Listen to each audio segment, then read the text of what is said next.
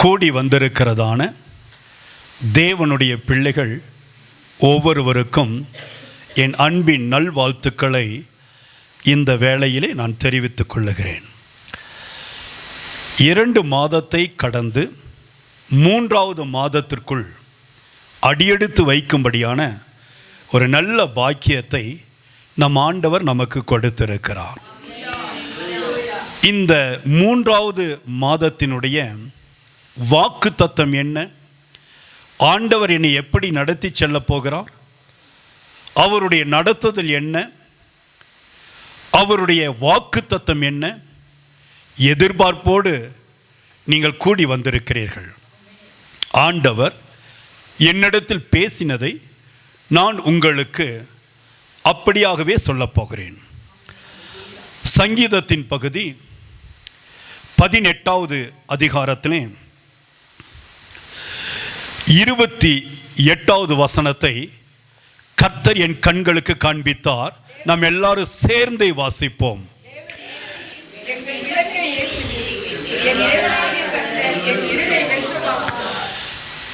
தாவீது தேவனுடைய சமூகத்திலே இப்படியாக ஒரு வார்த்தையை சொல்லுகிறார்.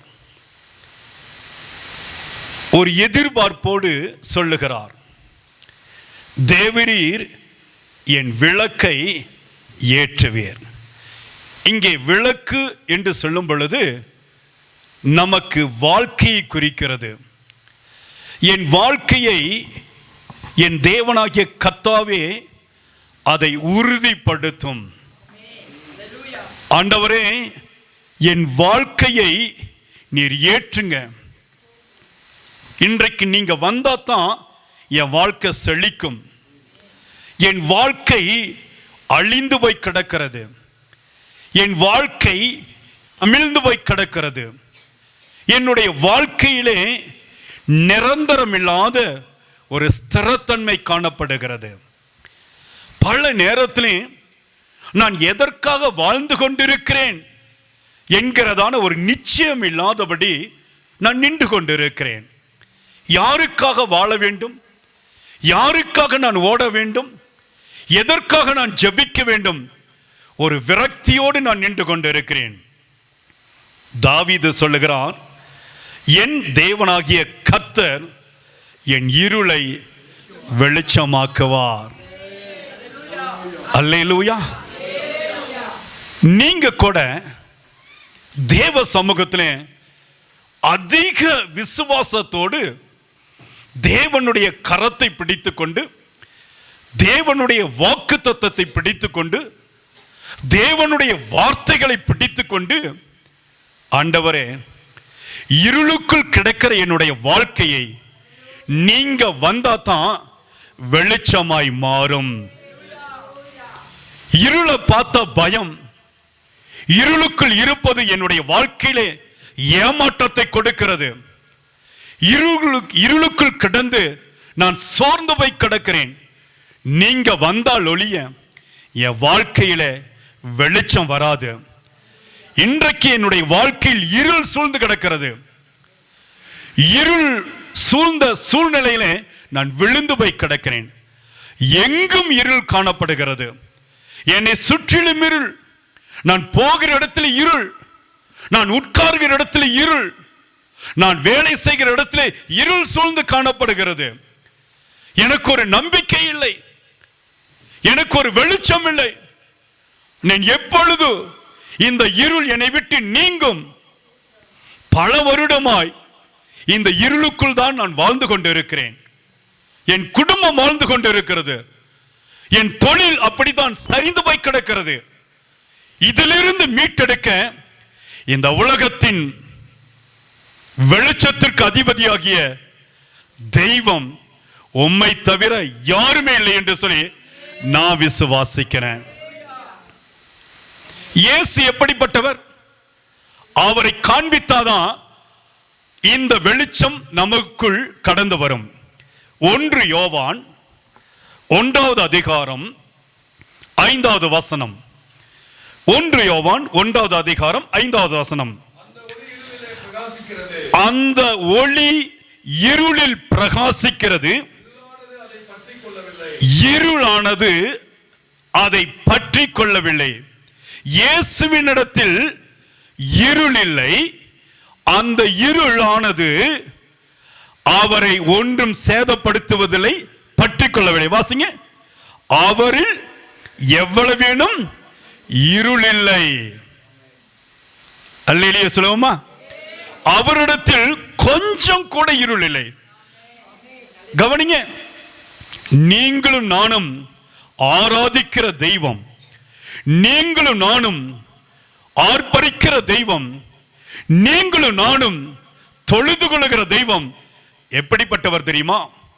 அவர் பயப்படுத்துகிற தெய்வம் அல்ல, அவர் நம்மை வெட்கப்படுத்துகிற தெய்வம் அல்ல, அவர் நம்மை தூக்கி சுமக்கிற தெய்வம், நமக்காக பரிந்து பேசுகிற தெய்வம்.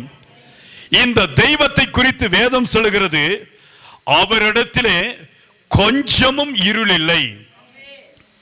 ஆகவேதான் தாவீது சொல்லுகிறார், தேவனாகிய கர்த்தாவே, என்னுடைய இருள் சூழ்ந்த வாழ்க்கையை நீங்க வந்தா தான் வெளிச்சமாக்க முடியும்.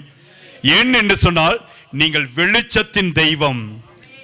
ஆமென். சத்தியத்தின் தெய்வம். நீங்க வந்தா என் வாழ்க்கையிலே வெளிச்சம் உண்டாயிருக்கும். 2 கொரிந்தியர் 6:14 சொல்கிறது, ஒளிக்கும் இருளுக்கும் ஐக்கியம் ஏது, சம்பந்தம் ஏது? ஆண்டவருடைய வசனம் சொல்லுகிறது, வெளிச்சத்தின் பிள்ளைகளாய் இருக்கிற நாம் இன்றைக்கு இருளுக்குள் கிடந்து கிடக்கிற ஒரு சூழ்நிலை காணப்படுகிறது. கவனிங்க, இருள் சூழ்ந்த என்னுடைய வாழ்க்கையிலே வெளிச்சமாகிய கர்த்தர் நீங்க கடந்து வந்தா என் வாழ்க்கை மாறும், என் வாழ்க்கையில ஒரு பெரிய மாற்றம் உண்டாகும். நான் விசுவாசிக்கிறேன், இந்த உலகத்திற்கும் தேவனுக்கும் சம்பந்தம் இல்லை, பாவத்திற்கும் பரிசுத்தத்திற்கும் சம்பந்தம் இல்லை, இருளுக்கும் வெளிச்சத்திற்கும் சம்பந்தம் இல்லை. நாம் ரட்சிக்கப்படும் பொழுதே தேவனாகிய கர்த்தர் அந்த ரட்சிப்பின் அபிஷேகத்தை நமக்கு கொடுத்திருக்கிறார். சங்கீதம் 18:35 வசனத்தை நீங்க வாசிச்சீங்கன்னா அங்கே அழகா சொல்லுகிறார், உம்முடைய ரட்சிப்பின் கேடகத்தையும். ஆண்டவருடைய பாதத்திலே தாவீது சொல்லுகிறார், உம்முடைய ரட்சிப்பின் கேடகத்தை நீங்க எனக்கு கொடுத்துட்டீங்க ஆண்டவரே. சொல்ல முடியுமா? இங்க உட்கார்ந்து இருக்கிற தேவனுடைய பிள்ளைகள், இந்த வார்த்தைகளை கேட்கிற தேவனுடைய பிள்ளைகள், நீங்க யாராக இருந்தாலும் சரி, ஆண்டவரை நீங்க என்றைக்கு எனக்கு ரட்சிப்பை கொடுத்தீங்களோ அன்றைக்கு என் வாழ்க்கையில ஒரு பெரிய வெளிச்சம் வந்து விட்டது, ஒரு பெரிய ஆசீர்வாதம் வந்து விட்டது. உம்முடைய வலது கரம் என்னை தாங்குகிறது, உம்முடைய காருண்யம் என்னை பெரியவனாக்கும். தேவ சமூகத்திலே தேவனுடைய பிள்ளைகள் அறிக்கை செய்து கொண்டே இருக்கணும். பிசாசு தோற்கடிக்கும் பொழுது, சூழ்நிலை தோற்கடிக்கும் பொழுது, பிரச்சனைகள் தோற்கடிக்கும் பொழுது, வியாதிகள் நம்மை மேற்கொள்ளும் பொழுது, நீங்களும் நானும் செய்ய வேண்டிய ஒரே ஒரு காரியம், கர்த்தருடைய வசனத்தின் வெளிச்சத்திலே நடக்க பழகிக் கொள்வதுதான். கர்த்தருடைய வசனத்திலே நடக்க நடக்க தேவனுடைய வாக்கு தத்தத்தை ஒவ்வொரு நாளும் சொல்லி சொல்லி உறுதிப்படுத்தி ஜெபிக்கும் பொழுது என் வாழ்க்கையின் இருளை கர்த்தர் கொஞ்சம் கொஞ்சமாக மாற்றி வெளிச்சத்திற்குள்ளாக என்னை கொண்டு வந்து நிறுத்துகிறார். கொலேசியர் 1:13 சொல்லுகிறது, இருளின் அதிகாரத்தினின்று நம்மை விடுதலையாக்கி இருக்கிறார். அந்த வார்த்தைகளை வாசிங்க. கொலேசியர் 1:13. இருளின் அதிகாரத்தினின்று நம்மை விடுதலையாக்கி தமது அன்பின் குமாரருடைய ராஜ்யத்திற்கு உட்படுத்தினவருமாய் இருக்கிறார். போதுங்க, பிதாவை ஸ்தோத்திரிக்கிறேன். அவருடைய ராஜ்யத்தின் பிள்ளைகளாக ஆண்டவர் நம்மை சுதந்திரித்து வைத்திருக்கிறார். இன்றைக்கு பாருங்க, ராஜ்யங்களுக்கு ராஜ்யங்கள் பயங்கரமான யுத்தம் ஆரம்பித்திருக்கிறது. பயங்கரமான யுத்தம். இஸ்ரவேல் அமெரிக்கா இணைந்து ஈரானை தாக்குகிறார்கள். ஈரான் ஒரு பக்கம் அணு ஆயுதங்களை என்ன செய்கிறார்கள்? பல நாடுகளுக்கு மேலாக வீசுகிறார்கள். வீசும்படியாக அவர்கள் உத்தேசித்திருக்கிறார்கள். கவனிங்க, யுத்தத்தை இந்த நாட்களிலே நம்முடைய செவிகள் கேட்கிறது, செவிகள் காணும்படி நாம் அந்த நாட்களிலே நின்று கொண்டிருக்கிறோம். தேவனாகிய கர்த்தர் சொல்லுகிறார், அந்த சூழ்நிலைகளை எல்லாம் நம்முடைய கண்கள் காணும்படி எதற்காக சொல்லுகிறார்? தேவனுடைய வருகை மிக சமீபமாய் இருக்கிறது. அல்லேலூயா. தேவனுடைய வருகை மிக சமீபம். ஆகவேதான் தேவனாகிய கர்த்தர் சொல்லுகிறார், அவர் வருகிற நாட்களிலே விசுவாசத்தை காண்பீரோ. விசுவாசத்தில் நிலைநிற்கக்கூடியதான மனிதர்கள் யாராக இருக்கக்கூடும்? அருமையான தேவ பிள்ளைகளே, அந்தகாரத்தின் அதிகாரத்தில் இருந்து, அந்தகார லோகாதிபதியினுடைய கரத்தில் இருந்து நம்மை தேவனாகிய கர்த்தர் வேறு பிரித்திருக்கிறார். ஆமென் சொல்லிருங்க. அல்லேலூயா. அந்த சூழ்நிலையை தேவனாகிய கர்த்தர் நமக்கு ஆசீர்வதித்து தந்திருக்கிறார். 2 கொரிந்தியருக்கு எழுதின புஸ்தகத்திலே வாசிப்போம். 6வது அதிகாரம் 14 18 வரை உள்ள வசனத்தை வாசிப்போம். அந்நிய நுகத்திலே அவிசுவாசிகளுடனே ஆண்டவர் சொல்லிக் கொடுக்கிற முதல் காரியம் என்ன தெரியுமா? கவனிங்க, கவனிங்க. அந்நிய நுகத்திலே தேவனுடைய பிள்ளைகள் இணைக்கப்படாதபடிக்கு ரொம்ப ஜாக்கிரதையா இருக்கணும். அந்நிய நுகம்தான் இருள். அல்லேலூயா. அந்நிய நுகத்தில் நம்ம இணைக்கப்படக்கூடாது. நீதிக்கும் அநீதிக்கும் சம்பந்தம் ஏது?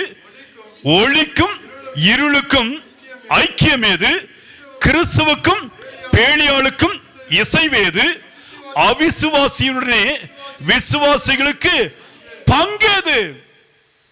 கர்த்தர் சொல்லிக் கொடுக்கிறார்கள. அப்ப நான் இன்றைக்கு எங்க நின்றுட்டு இருக்கிறேன்? நான் எந்த இடத்துல என் வாழ்க்கையின் ஓட்டத்தை ஓடிக்கொண்டிருக்கிறேன்? என் வாழ்க்கை கர்த்தர் சொன்ன பாதையில ஓடிக்கொண்டிருக்கிறேனா, அல்லது அவர் சொல்லாத பாதையில நான் ஓடி இருளுக்குள் அகப்பட்டு கொண்டிருக்கிறேனா? என்றைக்கு கர்த்தர் எனக்கு வாக்குத்தத்தத்தை கொடுத்தாரோ அந்த நாள் முதல் தேவனாகிய கர்த்தர் என்னை வேறுபிரித்து வைத்திருக்கிறார். நான் இருளில் இருந்து எப்போதோ வெளிச்சத்துக்கு வந்து விட்டேன். ஆனால் இன்னும் நான் என் இருதயத்திற்குள் என்ன நினைச்சிட்டு இருக்கேன்? இருள் என் வாழ்க்கையில் இருக்கிறது. இருளுக்குள்ளாகத்தான் நான் நின்று கொண்டு இருக்கிறேன். எப்பொழுது எனக்கு வெளிச்சம் வரும் என்று சொல்லி ஏங்கிக் கொண்டு இருக்கிறேன். ஆனால் ஒன்றை நீங்கள் ஞாபகம் வைத்துக் கொள்ளுங்கள், இருள் மறைந்து உங்கள் வாழ்க்கையிலே பல ஆண்டுகள் ஆகிவிட்டது. இருள் மறைந்து பல மாதங்கள் ஆகிவிட்டது. அல்லேலூயா. நீங்க இன்றைக்கு பயந்து கொண்டிருக்கிற காரியம் என்ன? கர்த்தர் என்னை அறிந்து வைத்திருக்கிறார். கர்த்தர் என்னை, சொல்லுங்க எல்லாரும் சேர்ந்து சொல்லுங்க, கரங்களை உயர்த்தி, கர்த்தர் என்னை, ஆண்டவர் என்னை அறிந்து வைத்திருக்கிறார். எனக்குள் கொஞ்சமும் இருள் இல்லாதபடிக்கு வெளிச்சத்தின் பிள்ளையாய் கர்த்தர் என்னை மாற்றி வைத்திருக்கிறார். அல்லேலூயா. என்னை நீர் அறிந்தவர், என்னுள்ளம் புரிந்தவர், தாயினும் மேலானவர், என்னை தந்தையை போல் தூக்கி சுமப்பவர். என்னை நீர் அறிந்தவர், என்னுள்ளம் புரிந்தவர், தாயினும் மேலானவர், என்னை தந்தையை போல் தூக்கி சுமப்பவர். தூரத்தில் இருந்தும் என் நினைவினை அறிகின்றே, சோர்ந்திட்ட நேரம் எல்லாம் புல்வென கழித்தீர், தூரத்தில் இருந்தும் என் நினைவினை அறிகின்றீர். சோர்ந்திட்ட நேரம் எல்லாம் புதுமென கழித்து கண்ணீரை கணக்கில் வைத்தவர். எந்தன் கதறுதல் கேட்டறிந்தவர். கண்ணீரை கணக்கில் வைத்தவர். எந்தன் கதறுதல் கேட்டறிந்தவர். என்னை நீர் அறிந்தவர். என் உள்ளம் பொறிந்தவர். தாயினும் மேலானவர்.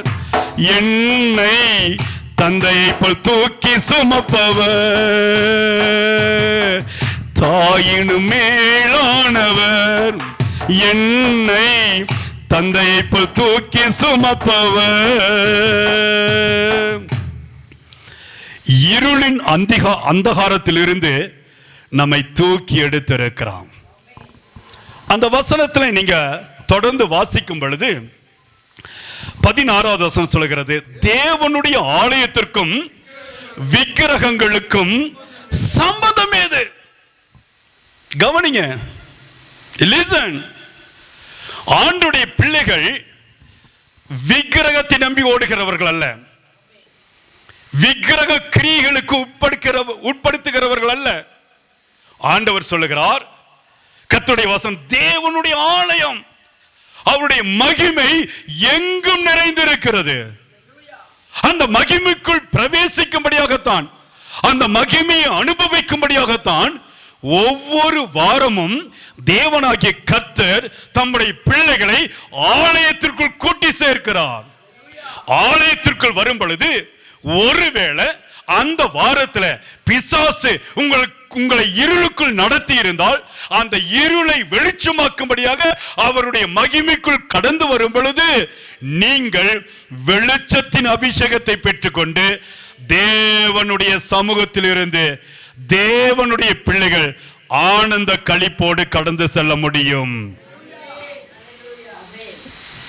நான் அவர்களுக்குள்ளே வாசம் பண்ணி அவர்களுக்குள்ளே உலாவி அவர்கள் தேவனாய் இருப்பேன், அவர்கள் என் ஜனங்களாய் இருப்பார்கள் என்று தேவன் சொன்னபடி நீங்கள் ஜீவனுள்ள தேவனுடைய ஆலயமாய் இருக்கிறீங்க. எல்லாரும் கரங்களை உயர்த்தி சொல்லுங்க, நான் ஜீவனுள்ள தேவனுடைய ஆலயமாய் இருக்கிறேன். இன்னொரு சொல்லுங்க, நான் ஜீவனுள்ள தேவனுடைய ஆலயமாய் இருக்கிறேன். கவனிங்க, எனக்குள்ளாக ஜீவன் இருக்கிறது, எனக்குள்ளாக அந்த ஜீவன் வெளிப்பட்டு இருக்கிறது. ஆகவேதான் ரட்சிப்பின் கேடயத்தை கர்த்தர் எனக்கு கொடுத்திருக்கிறார். ஒருவேளை நான் ரட்சிக்கப்படாம இருந்திருந்தா இந்த நேரத்தில் ஒருவேளை நான் எங்கேயோ இருந்திருப்பேன். ரவுடியா இருந்திருக்கலாம், சண்டைக்காரனா இருந்திருக்கலாம், சிறைச்சாலையில் இருந்திருக்கலாம், வியாதியில மரித்து போய் இருந்திருக்கலாம், எல்லாராலும் புறக்கணிக்கப்பட்டு ஒதுக்கப்பட்டு எங்கேயாவது ரோட்ல விழுந்து கிடந்திருக்கலாம். ஆனால் என்றைக்கு என் தேவனாகிய கர்த்தர் ரட்சிப்பின் வஸ்திரத்தை எனக்கு கொடுத்து அலங்கரித்தாரோ அந்த நாளிலிருந்து இருள் என்னை விட்டு விலகி வெளிச்சத்தின் பிள்ளையாக ஆண்டவர் என்னை நிரந்தரமாய் வைத்திருக்கிறார். இது தேர்தல் காலமாய் இருக்கிறபடினால் எல்லாரும் என்ன சொல்லுவாங்க, இவர் என்னுடைய நிரந்தர முதல்வர், இவர் என்னுடைய நிரந்தர பிரதமர். ஆண்டுடைய பிள்ளைகள் நாம சொல்லணும், என் இயேசு மகாராஜா நிரந்தரமானவர். அல்லேலூயா. நிரந்தரமாய் என் வெளிச்சத்தை எனக்குள் வைத்திருக்கிறார். எனக்குள் கொஞ்சமும் இருள் இல்லை. அல்லேலூயா. வசனம் சொல்லுகிறது பாருங்க, ஆனபடியால் நீங்கள் அவர்கள் நடுவில் இருந்து பிரிந்து போங்க. கர்த்தர் சொல்றாரு, அவர்கள் நடுவில் இருந்து புறப்பட்டு பிரிந்து போங்க. அவங்க நடுவில் நிக்காதீங்க. அவிசுவாசத்தை பேசுறவங்களுடைய நடுவில் நீங்க நிக்க கூடாது. சோர்வை உண்டு பண்ணுகிற வார்த்தைகளை பேசுறவர்கள் மத்தியில் நீங்க நிற்க கூடாது. பாடுகளை குறித்தே சிந்தித்துக் கொண்டு கவலையோடு துக்கத்தோடு அழுது கொண்டு இருக்கிறவர்கள் மத்தியிலே நீங்க நிற்க கூடாது. ஏன் என்று சொன்னால், உங்கள் அழுகையை தேவன் சிலுவையிலே சுமந்து விட்டார். உங்கள் துக்கத்தை தேவனாகிய கர்த்தர் சிலுவையிலே சுமந்து விட்டார். உங்களுடைய பாடுகளை நீங்கள் சுமக்க கூடாது என்பதற்காக அவர் தன்னுடைய சிலுவையிலே ஏற்றுக்கொண்டார். அல்லேலூயா. அவருடைய பிள்ளைகளாய் இருக்கிற நாம் இந்த சூழ்நிலைகளை விட்டு வெளியேற வேண்டும். ஆமென். இன்றைக்கு நீங்க அறிக்கை செய்யுங்க, எனக்குள் என்ன இருள் மறைந்து கிடக்கிறது, எந்த இருளுக்குள்ளாக நான் அகப்பட்டு கொண்டு இருக்கிறேன், எந்த இருள் என்னை இன்றைக்கு புறம்பே தள்ளி கொண்டு இருக்கிறது, அதிலிருந்து நான் வெளியே புறப்பட்டு வந்து தேவனுக்கு சாட்சியாய் இருக்க போகிறேன். அசுத்தமானதை தொடாதிருங்கள் என்று கர்த்தர் சொல்லுகிறார். அப்பொழுது நான் உங்களை ஏற்றுக்கொண்டு உங்களுக்கு பிதாவாய் இருப்பேன், நீங்கள் எனக்கு குமாரரும் குமாரத்திகளுமாய் இருப்பீர்கள் என்று சர்வ வல்லமையுள்ள தேவன் என்ன செய்கிறார்? Almighty God. ஆமென்.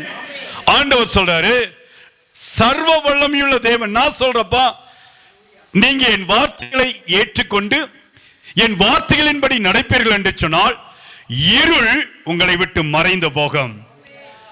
நீங்க தாவீது சொன்னது போல, கர்த்தாவே என் இருளை வெளிச்சமாக்குவார், வெளிச்சமாக்குவார். நீங்க சொல்லுங்க, இத்தனை ஆண்டுகள் எனக்குள்ளாக இருளின் சூழ்நிலை இருந்தது, விழுந்து விழுந்து எழுந்திருக்கிறேன். தேவனுடைய பிள்ளைகள் விழுந்து விழுந்து எழுந்திருக்கிற அந்த அனுபவத்தில் இருக்க கூடாது. ஒருவேளை நான் விழுந்தாலும் மறுபடியும் எழுந்திருப்பேன். நீதிமான் 70 முறை விழுந்தாலும் அவனை மறுபடியும் தூக்கி எடுத்து நிறுத்துகிற வல்லமை நம்முடைய ஆண்டவருக்கு உண்டு. நீங்க இன்றைக்கு ஏன் பயப்பட்டு இருக்கிறீங்க? உங்க வாழ்க்கை இருள் போல காணப்படுகிறதா? உங்க வாழ்க்கை முடிஞ்சிருச்சு அப்படின்னு நீங்க நினைச்சிட்டு இருக்கிறீங்க? உங்க வாழ்க்கையில எல்லாமே தோல்விதான், இனி எனக்கு வெற்றி இல்லை, நீங்க சோர்ந்து போய் கிடக்கிறீங்களா? இனி எதுவும் முடியாது, நான் அந்த எண்டுக்கு வந்துட்டேன் அப்படின்னு சொல்லி நீங்க நினைச்சிட்டு இருக்கிறீங்க? பிசாசு வேணும்னா உங்களுக்கு எண்டு கார்டு போடலாம், ஆனா கர்த்தரோ உங்களுக்கு புதிய துவக்கத்தை வைத்திருக்கிறார். அல்லேலூயா. அந்த தகப்பன் இன்றைக்கு உங்களுடைய வாழ்க்கையில் இருக்கிற இருளை வெளிச்சமாக்கி உங்களை ஆசீர்வாதத்திலே நடத்தி செல்லுகிறவராய் இருக்கிறார். ஆமென். ஹல்லேலூயா. தேவனாகிய கர்த்தருடைய வார்த்தை சொல்லுகிறது, உன்னில் உள்ள வெளிச்சம் இருளாயிருந்தால் அவ்விருள் எவ்வளவு அதிகமாக இருக்கும் தெரியுமா?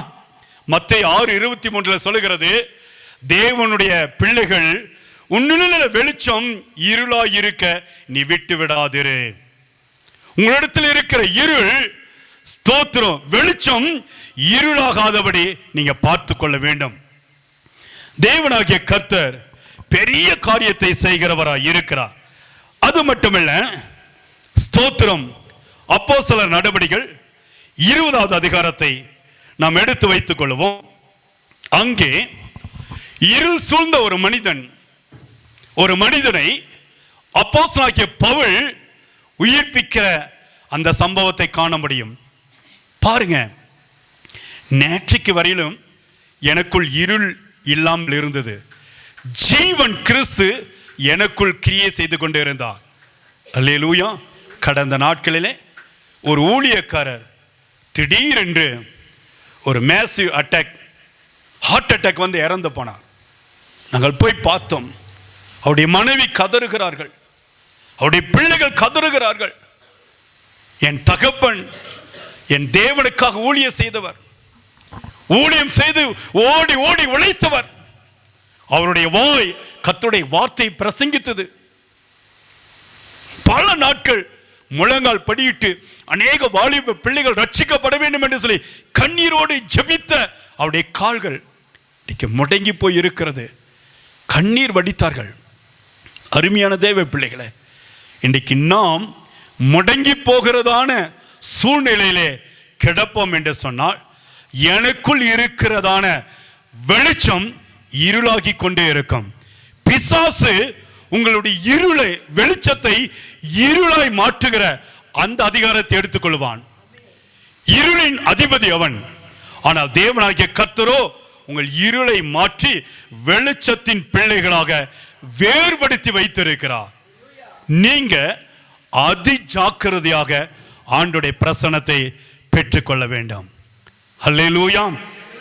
ஆண்டவருடைய வசனம் சொல்லுகிறது, கர்த்தருடைய வசனம் சொல்லுகிறது, ஒளியை பார்க்கிலும் இருளை நீங்க விரும்பக்கூடாது. யோவான் 3:19 மிக அழகாக சொல்லுகிறார். அந்த வசனத்தை எடுத்து வாசிப்போம். யோவான் 3:19. சீக்கிரம் அந்த வார்த்தைகளை நம்ம எடுத்து வாசிப்போம். ஒளியானது உலகத்தில் வந்திருந்தும் மனுஷனுடைய கிரியைகள் பொல்லாதவைகளாய் இருந்தபடினால் அவர்கள் ஒளியை பார்க்கிலும் இருளை விரும்புகிறது. இந்த ஆக்கினி தீர்ப்புக்கு காரணமாய் இருக்கிறது. ஆண்டவருடைய வசனம் சொல்லுகிறது.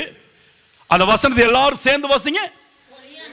ஒளியானது உலகத்திலே வந்திருந்தும், பாருங்க, ஒளியானது உலகத்திலே வந்துவிட்டது. இயேசு இந்த உலகத்திலே வந்து விட்டார். இயேசு கிறிஸ்து, கவனிங்க, இயேசு கிறிஸ்து ஒளியாக இந்த உலகத்திலே வந்து விட்டார். அவருடைய பிள்ளைகள் நாம் இருளுக்குள் கிடக்கும் பொழுது பிசாசு கைகொட்டி சிரிப்பான். பிசாசு அவன் நம்மை பார்த்து மிகவும் சந்தோஷப்படுவான். ஆனால் அந்த சமயத்தில் தான் தேவனுடைய பிள்ளைகள் மிக ஜாக்கிரதையாய், அதி ஜாக்கிரதையாய் இருந்து, பிசாசே நீ என்னை தோற்கடிக்க முடியாது. சொல்லுங்க, பிசாசே நீ என்னை தோற்கடிக்க முடியாது. எனக்குள்ளாக ஜீவனுள்ள தேவன் ஒளியாய் இருக்கிறார்.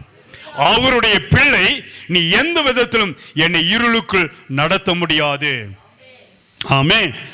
முதல் பிசாசு செய்கிற முதல் வேலை என்ன தெரியுங்களா?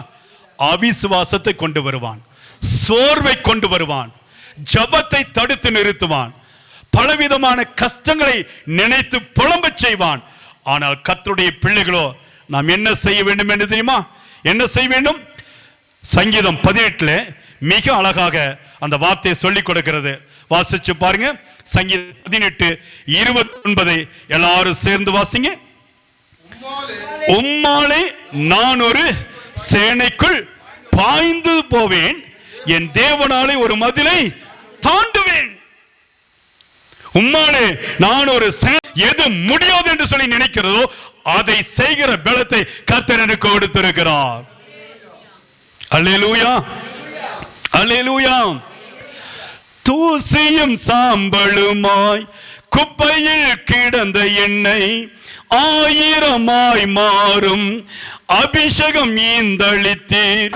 தூசியும் சாம்பலுமாய் குப்பையில் கிடந்த எண்ணெய் ஆயிரமாய் மாறும் அபிஷேகம் ஈந்தளித்தே நன்மைகளை எண்ணி பாடுவேன். என்றும் நல்லவரை உம்மை போற்றுவேன். சொல்லுவோமா? நன்மைகளை எண்ணி பாடுவேன், என்றும் நல்லவரை உம்மை போற்றுவேன். என்னை நீர் அறிந்தவர், என்னுள்ளம் புரிந்தவர், தாயினும் மேலானவர், என்னை தந்தையை போல் தூக்கி சுமப்பவர். தாயினும் மேலானவர், என்னை தந்தையை போல் தூக்கி சுமப்பவர். தேவனுடைய பிள்ளைகள் தாவீதை போல எப்பொழுதுமே வெற்றி சிறக்கிறவர்களாய் ஒரு பாசிட்டிவான வார்த்தைகளை சொல்லிக் கொண்டே இருக்கணும். தாவீது சொல்லுகிறார் பாருங்க, 31வது வசனத்தில் வாசிங்க. கர்த்தரை அல்லாமல் தேவன் யார்? நம்முடைய தேவனை என்று கண்மனையுமார். இன்னைக்கு நிறைய பேர் என்ன செய்யறாங்க? பூசாரிகளை நம்பிட்டு ஓடுறாங்க, அங்க ஓடுறாங்க, இங்க ஓடுறாங்க, எதையோ உடுத்திக் கொள்றாங்க. ஆனால் வேதம் சொல்லுகிறது, என் தேவன் நமக்கு கொடுத்த வேதம் சொல்லுகிறது, கர்த்தருடைய வார்த்தை சொல்லுகிறது, கர்த்தரை இல்லாமல் தேவன் யார்? எதை நீங்க தெய்வம் என்று சொல்லி நம்பிக்கொண்டு இருக்கிறீங்க? உடைய பணத்தையா, உங்கள் பணம் தெய்வம் கிடையாது. உங்கள் சுயத்தையா, உங்கள் சுயம் தெய்வம் கிடையாது. உங்களுடைய படிப்பையா, உங்கள் படிப்பு தெய்வம் கிடையாது. அல்லேலூயா. உங்களுடைய அழகா, அழகு தெய்வம் கிடையாது. உங்களுடைய உயர்வா, உயர்வு தெய்வம் கிடையாது. இதை கொடுத்தது நம்முடைய ஆண்டவராகிய இயேசு கிறிஸ்து. அல்லேலூயா. தெய்வத்தை தான், அவரை தவிர வேறு யாரும் இல்லை. நம்முடைய தேவனை என்று கண்மலையுமார். இன்றைக்கு கண்மலையில என்னை கர்த்தர் நிற்க வைத்திருக்கிறார். ஆடாமல் அசையாமல் எல்லா புயலுக்கும், எல்லா பிரச்சனைகளுக்கும், பாடுகளுக்கும், வியாதிகளுக்கும், எல்லா உபத்திரவங்களுக்கும், நிந்தனைகளுக்கு கர்த்தர் என்னை நிலைநிறுத்தி வைத்திருக்கிறார். கண்மலையில் வைத்திருக்கிறார். அந்த தகப்பனை விட்டுட்டு நான் எங்க ஆண்டவரை ஓட முடியும்? எந்த இடத்துக்கு ஓட முடியும்? அல்லேலூயா. ஒரு முறை நான் சென்னை பட்டணத்துக்கு ஊழியத்துக்கு செல்லும் பொழுது ஒரு வீல் சேர்ல ஒரு ஐயாவை வச்சு தள்ளிட்டு வந்தாங்க ஜெபிக்கும்படியாக. நான் கேட்டேன், ஐயா நீங்க யாரு, எங்கிருந்து வர்றீங்க, என்ன வேலை செய்றீங்க? அவர் சொன்னார், நான் ஒரு டிஜேவாக இருந்தேன் ஐயா, டிஸ்ட்ரிக்ட் ஜட்ஜா இருந்தேன். டிஸ்ட்ரிக்ட் ஜட்ஜா இருந்தேன். பல நேரத்தில் ஆண்டவரை துக்கப்படுத்தும்படியாக என்னுடைய கைகளினால் நான் லஞ்சம் வாங்கினேன். என்னுடைய கைகளினால் அநேக தீர்ப்புகளை மாற்றி எழுதினேன். என்னுடைய உள்ளம் அறிந்து பல நியாயத்தை மாற்றினேன். ஆண்டவர் எனக்கு பெரிய தண்டனை கொடுத்து விட்டார். என்னுடைய கை கால்கள் இன்றைக்கு செயலிழந்து நடக்க முடியாதபடிக்கு வீல் சேர்ல உங்களிடத்தில் ஜெபிக்கும்படியாய் வந்திருக்கிறேன். எத்தனை பாடு, எத்தனை கஷ்டம். கவனிங்க, கண்மலையில கர்த்தர் நம்மை வைத்திருக்கிறார். இந்த கண்மலை போதும் என்று சொல்லி எத்தனை பேர் சொல்ல முடியும்? அல்லேலூயா. இந்த தேவன் எனக்கு போதும். விக்கிரகத்திற்கும் தேவனுக்கும் சம்பந்தம் ஏது? அதிலிருந்து கர்த்தரனை வேறு பிரித்திருக்கிறார். மறுபடியும் நான் இருளுக்குள் போகாதபடிக்கு என்னுடைய விசுவாசத்தை காத்துக்கொள்ளும்படி தேவன் எனக்கு ஒரு வாய்ப்பை கொடுத்திருக்கிறார். அந்த தெய்வம் போதும். அல்லேலூயா. இன்னைக்கு நீங்க சொல்ல முடியுமா? தாவீதை போல கர்த்தர் என்னுடைய இருளை வெளிச்சமாக்குவார். எத்தனை பேர் சொல்ல முடியும்? எத்தனை பேர் சொல்ல முடியும்? நீங்க சொல்லி பாருங்க, உங்க வியாதி உங்களை விட்டு மாறி போகும். உங்களுடைய பலவீனங்களை விட்டு மாறி போகும். இந்த வார்த்தை கேட்டுக்கொண்டு இருக்கிற நீங்கள் யார், எந்த இடத்தில் இருந்தாலும் தேவனாகிய கர்த்தர் உங்களுக்காக பரிந்து பேசுகிறவரா உங்கள் நடுவில் இறங்கி வருவார். உங்களை கைவிடவே மாட்டார். உங்கள் துக்கம் சந்தோஷமாய் மாறும். இப்பொழுது இருக்கிற இருள் நிரந்தரம் அல்ல. விசுவாசத்தோடு சொல்லுங்க அல்லேலூயா. இப்பொழுது உங்களுடைய வாழ்க்கையிலே சூழ்ந்திருக்கிற இருள் நிரந்தரமானதுல. நீங்கள் வெளிச்சத்தின் பிள்ளைகள். கர்த்தர் வெளிச்சமாய் இருக்கிறார். அவருடைய வித்தாய் இருக்கிற நாம் இருளுக்குள் நிற்க கர்த்தர் அனுமதிக்கவே மாட்டார்.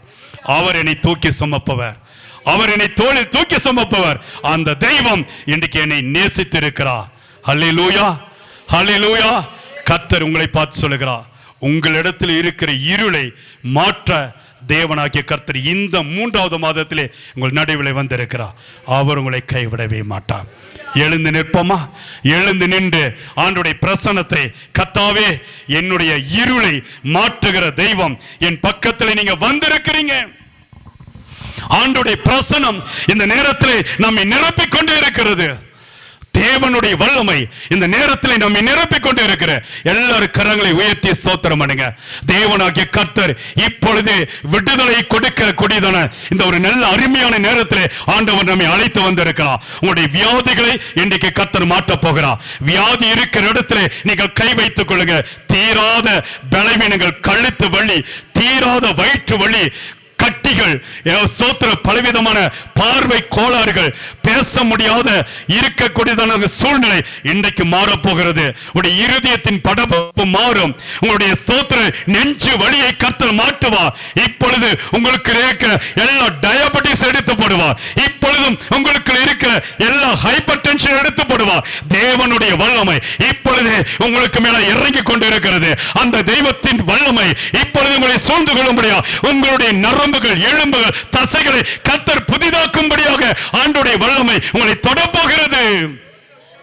ஆண்டோடைய பிரசனம் இப்பொழுது இறங்கி கொண்டிருக்கிற. ஜெபிங்க, வாய்களை திறந்து ஜெபம்ங்க. நீங்கள் எந்த இடத்தில் இருந்தாலும் ஆவியானவரை நோக்கி ஸ்தோத்திரம் பண்ணுங்க. இயேசுவே, இயேசு மகாராஜா, இப்பொழுது உம்முடைய வல்லமையுள்ள கரம் எங்களை தொடுவதாக.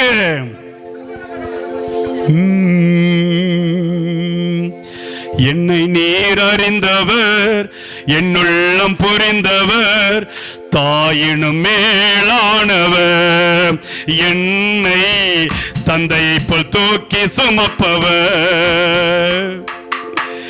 என்னை நீர் அறிந்தவர், என்னுள்ளம் புரிந்தவர், தாயினும் மேலானவர், என்னை தந்தையை போல் தூக்கி சுமப்பவர். கோழி தன் குஞ்சுகளை சிறகினால் அணைப்பது போல் பயந்துட்ட நேரமெல்லாம் வார்த்தையால் வாழ்வு தந்தீர். கோழி தன் குஞ்சுகளை சிறகினால் அணைப்பது போல் பயந்துட்ட நேரமெல்லாம் வார்த்தையால் வாழ்வு தந்தே. என் வாழ்வில் மாற்றம் தந்தவர் என் இயேசு, நேற்றும் இன்று மாறிடாதவர். சொல்லுவோமா எல்லாரும் சேர்ந்து? என்னில் மாற்றம் தந்தவர் என் இயேசு, நேற்றும் இன்று மாறிடாதவர். என்னை நீர் அறிந்தவர், என்னுள்ளம் புரிந்தவர், தாயினும் மேலானவர், என்னை தந்தையை போல் தூக்கி சுமப்பவர். தாயினும் மேலானவர், என்னை தந்தையை போல் தூக்கி சுமப்பவர். தாயினும் மேலானவர், என்னை தந்தையை போல் தூக்கி சுமப்பவர். ஆவியானவரே இறங்கும் அப்பா, இறங்கும். 2 கரங்களை வானத்துக்கு நேரம் உயர்த்துங்க. உங்கள் கரங்களை தொடும்படியாக நம் இயேசு நம் நடுவில் இறங்கி வந்திருக்கிறார். அவருடைய வல்லமை இப்பொழுதும் உங்களை தொட்டு சுகமாக்கும்படியாக, உங்கள் வாழ்க்கையில் இருக்கிற இருளை வெளிச்சமாக்கும்படியாக தேவனாகிய கர்த்தர் உங்கள் நடுவில் இறங்கி வருகிறார். அந்த வல்லமை பரலோகத்திலிருந்து இப்பொழுது இறங்கி வருகிறது. அந்த வல்லமை தேவனுடைய அபிஷேகத்தை கொண்டு வருகிறது. இப்பொழுது கர்த்தர் உங்களை தொடுகிறார். தேவனுடைய வல்லமை தொடுகிறது. தேவனுடைய அக்கினி இறங்கி வருகிறது. இங்க இருக்கிற ஒருவரை கர்த்தர் சும்மா விடுவதில்லை. இங்க இருக்கிற ஒருவரை கர்த்தர் வெறுமையா அனுப்புவதில்லை. ஒரு தெய்வீக வல்லமையா எடை கட்டும்படியாக, ஒரு தெய்வீக அக்கினியால் மகிமைப்படுத்தும்படியாக அவருடைய வல்லமை ஒவ்வொருவரை கர்த்தர் தொட்டுக்கொண்டே இருக்கும்படியாக அவருடைய வல்லமை இறங்கி கொண்டே இருக்கிறது. பெற்றுக்கொள்ளுங்க, ஆண்டோடைய வல்லமை பெற்றுக்கொள்ளுங்க, ஆண்டோடைய அக்கினியை பெற்றுக்கொள்ளுங்க. இப்பொழுது அந்த பரலோகத்தின் அபிஷேகத்தை நீங்கள் உணரும்படியாக ஆண்டோடைய மகிமை உங்களை தொடுகிறது, தொடுகிறது, தொடுகிறது. இயேசுவின் நாமத்தில் இப்பொழுது பெற்றுக்கொள்ளுங்க. பிசாசு உங்களை கட்டி வைத்திருக்கிற அந்த இருளில் இருந்து கர்த்தர் உங்களை வெளிச்சத்தின் பாதைக்குள்ளாக இன்றைக்கு நடத்துவேன் என்று ஒரு வாக்குத்தத்தத்தை கொடுக்கிறார். இனி நீங்கள் வெட்கப்பட்டு போவதில்லை, இனி நீங்கள் கைவிடப்படுவதில்லை, இனி உங்களுடைய துக்கத்தின் நாட்கள் மறைந்து போக அந்த தகவல் உங்கள் நடுவில் இறங்கி வந்திருக்கிறார். இயேசுவின் வல்லமை இங்க இருக்கிற ஒவ்வொருவருக்கும் மேலாக தன்னுடைய அக்கினியை ஊட்டிக்கொண்டே இருக்கிறார். அக்கினி ஊட்டிக்கொண்டே இருக்கிறார். உங்களுடைய சரீரம் இப்பொழுது மாறுகிறது. உங்களுடைய சரீரத்தின் வியாதிகள் இப்பொழுது உங்களை விட்டு வெளியேறுகிறது. இப்பொழுது ஒரு தெய்வீக வல்லமை உங்களை சூழ்ந்திருக்கிறது. தேவனுடைய ஆளுகை வைராக்கியமாக உங்களை இடத்தில் சுட்டி கொண்டு இருக்கிறது. அந்த அக்கினி உள்ள தெய்வம், அந்த அக்கினி உள்ள தெய்வம் இப்பொழுது உங்களுக்கு மேலாக இறங்கி வந்து கொண்டே இருக்கிறார். அந்த அக்கினியின் தெய்வம் உங்கள் நடுவில் கிரியை செய்கிறார். கரங்களை தட்டி பெற்றுக்கொள்ளுங்க, கரங்களை தட்டி பெற்றுக்கொள்ளுங்க. இயேசுவுடைய வல்லமை, இயேசுவுடைய வல்லமை. கரங்களை தட்டுங்க, கரங்களை தட்டி. பிசாசே என்னை நீ மேற்கொள்ள முடியாது. பிசாசின் வல்லமை என்னை மேற்கொள்ள முடியாது. என்னை வெளிச்சத்தின் பிள்ளையாக ஆண்டவர் என்னை மாற்றி வைத்திருக்கிறார். அந்த அபிஷேகம், அந்த வல்லமை, அந்த அக்கினி இப்பொழுதும் எனக்கு மேலாக இறங்கி கொண்டிருக்கிறது. அவர் என்னை நடத்துகிற தெய்வம், அவர் என்னை நடத்துகிற தெய்வம். உம்மாலே நான் ஒரு சேனைக்குள் பாய்ந்து செல்வேன், உம்மாலே நான் ஒரு மதிலை தாண்டுவேன். சங்கீதம் 18:29 படி கர்த்தருடைய வல்லமை உங்களை சூழ்ந்திருக்கிறது. ஆண்டவருடைய வல்லமை உங்களை சூழ்ந்திருக்கிறது. இதுவரை இருந்த இருளானது இப்பொழுது மாறிவிட்டது. கரங்களை தட்டி அந்த வெளிச்சத்தை பெற்றுக்கொள்ளுங்க. இருள் இருள் மாறிவிட்டது, இனி எனக்குள் வெளிச்சம் கர்த்தர் கொடுத்து வைத்திருக்கிறார். ஹல்லேலூயா, ஹல்லேலூயா. உன் கண்ணீரை காண்கிற தெய்வம், உன் கதறலை அறிந்து வைத்திருக்கிற தெய்வம். யார் முன்பதாக நீங்கள் வெட்கப்பட்டு நிற்கிறீர்களோ அவர்களுக்கு முன்பதாக தேவன் உங்கள் தலையை உயர்த்துவேன் என்று ஒரு வாக்குத்தத்தத்தை கொடுக்கிறார். எந்த சூழ்நிலை இன்றைக்கு உன்னை அழுத்தி வைத்திருக்கிறது, எந்த சூழ்நிலையிலே இன்னைக்கு நீ தள்ளப்பட்டு கிடக்கிறாய், எந்த பிரச்சனை உன்னை தள்ள வைத்திருக்கிறது, தேவனாகிய கர்த்தர் சொல்கிறார், அதிலிருந்து விடுதலை கொடுத்து உன் தலையை நான் உயர்த்தி வைப்பேன். கண்மலையின் மேல் கட்டப்பட்டு வீட்டை போல நீ ஆசீர்வாதமாய் இருப்பாய். கர்த்தர் சொல்லுகிறார், இந்த நிமிஷத்திலிருந்து உன் இருளை கர்த்தர் வெளிச்சமாக மாற்றிவிட்டார். கரங்களை தட்டி இந்த அபிஷேகத்தை நீங்கள் பெற்றுக்கொள்ளுங்க. இருள் மாறிவிட்டது. என் தேவனாகிய கர்த்தர் இன்றைக்கு உங்களுடைய இருளை மாற்றும்படியா அதிகாரம் உள்ளவரா உங்கள் நடுவில் நின்று கொண்டிருக்கிறார். இனி உங்கள் குடும்பம் செழிக்கும், உங்கள் பிள்ளைகள் செழிப்பார்கள். தடைகள் எல்லாம் மாறும். திருமண தடை மாறும், குழந்தையின் பாக்கியத்தின் தடைகள் மாறும், வியாதிகளை கர்த்தர் மாற்றுவார், சுகமளிக்கிற வல்லமை கர்த்தர் கொடுப்பார். ஓ பிசினஸ்ல இருந்த தடைகளை கர்த்தர் மாற்றும்படியா உன் பக்கத்தில் இறங்கி வருகிறார். உன் குடும்பத்தில் இருக்கிற பிரிவினைகளை கர்த்தர் மாற்றும்படியா தேவனாகிய கர்த்தர் உன் நடுவில் இறங்கி வருகிறார். உன் பிள்ளைகளை உயர்த்தும்படியா தேவனாகிய கர்த்தர் இறங்கி வருகிறார். நல்ல ஆசீர்வாத கதவுகளை திறக்கும்படியாக இப்பொழுதும் தேவனுடைய வல்லமையுள்ள கரம் இப்பொழுது உங்களை தேடி ஓடி வருகிறது. இப்பொழுது உங்கள் நடுவில் இறங்கி வந்து திறந்த வாசலை அவர் உங்களுக்கு நேராக வைக்கிறார். அற்புதங்களை செய்யும், ஆசீர்வதியும், பலப்படுத்தும். இயேசுவின் நாமத்தில் ஜெபிக்கிறேன் ஜீவனுள்ள நல்ல பிதாவே, ஆமென். ஹல்லேலூயா. கரங்களை எல்லாருமே உயர்த்துங்க. ரெண்டு கரம், லிஃப்ட் யுவர் ஹேண்ட்ஸ். சொல்லுங்க, கர்த்தர் என் இருளை வெளிச்சமாக்கி விட்டார். இன்னொரு சொல்ல, கர்த்தர் என் இருளை வெளிச்சமாக்கி விட்டார். கர்த்தர் என் இருளை வெளிச்சமாக்கி விட்டார். தேவன் உங்களை ஆசீர்வதித்து உயர்த்துவாராக. ஆமென், ஆமென்.